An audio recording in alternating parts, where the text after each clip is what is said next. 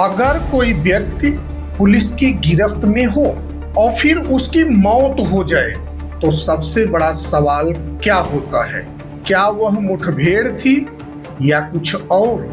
भरत तिवारी के केस में अब एक ऐसा दावा सामने आया है जिसने पूरे घटनाक्रम को नई बहस के केंद्र में ला दिया है। चश्मदीद बताए जा रहे एक दोस्त के बयान ने प्रशासन और पुलिस की कार्रवाई पर गंभीर सवाल खड़े कर दिए हैं। भरत तिवारी की मौत को लेकर पहले से ही विवाद जारी था, लेकिन अब सामने आए नए दावों ने मामले को और संवेदनशील बना दिया है। भरत के एक कथित चश्मदीद दोस्त का दावा है कि भरत को पुलिसकर्मी कंधे पर हाथ रखकर अपने साथ ले जा रहे थे। आरोप है कि इसके बाद उस पर गोली चलाई गई। यह दावा सोशल मीडिया और स्थानीय चर्चाओं में तेजी से फैल रहा है और इसी के आधार पर कुछ लोग इसे हत्या का मामला बता रहे हैं। हालांकि यहाँ एक महत्वपूर्ण बात समझना जरूरी है। ये आरोप और दावे हैं जिनकी स्वतंत्र और निष्पक्ष जांच अभी बाकी है। कभी भी व्यक्ति को दोषी या निर्दोष घोषित करना अदालत और जांच एजेंसियों का काम है। यही कारण है कि अब सवाल सिर्फ भरत तिवारी की मौत का नहीं, बल्कि पूरी जांच प्रक्रिया की पारदर्शिता का बन गया है। एक बार आप भरत तिवारी के इस दोस्त का बयान सुनिए।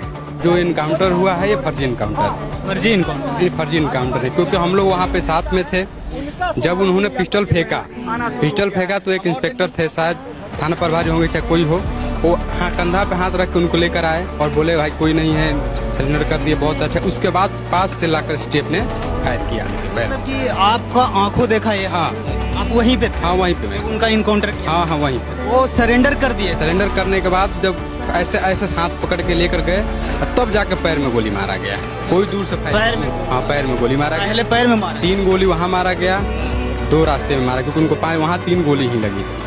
मतलब कि प्रशासन ने पहले से मन बना लिया था कि इनको मारना ही है, किसी भी कीमत पर मारना है। सरकार या प्रशासन से आप लोग क्या कुछ मांग करते हैं? वही है कि इसका निष्पक्ष जांच हो, जो दोषी हो उस पर कार्रवाई हो और परिवार को आर्थिक सहयोग दिया जाए। साथियों, किसी भी विवादित पुलिस कार्रवाई में सबसे महत्वपूर्ण होता है साक्ष्य।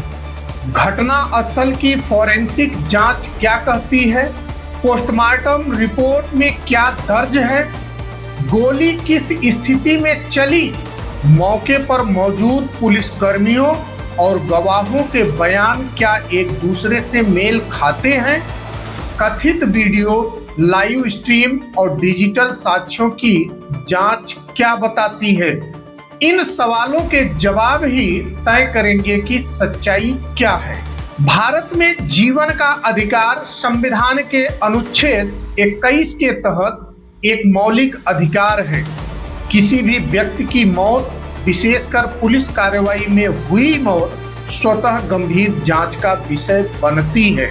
ऐसे मामलों में न्यायिक जांच, मजिस्ट्रियल जांच, पोस्टमार्टम रिपोर्ट, फोरेंसिक साक्ष्य और स्वतंत्र गवाहों की भूमिका बेहद महत्वपूर्ण होती है। इसलिए कई सामाजिक संगठनों और स्थानीय लोगों की मांग है कि मामले की जांच पूरी पारदर्शिता के साथ हो, ताकि किसी भी तरह की आशंका या भ्रम समाप्त हो सके।